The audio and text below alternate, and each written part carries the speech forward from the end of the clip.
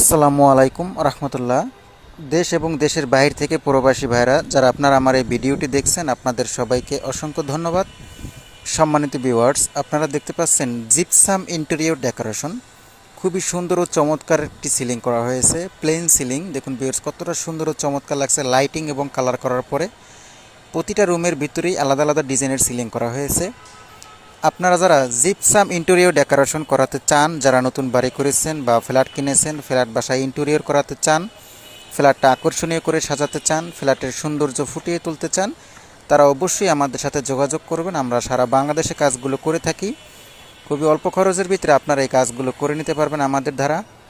আপনার ফ্ল্যাটের drawing, dining, bedroom, office, showroom যে কোনো জায়গায় কাজ করাতে পারবেন।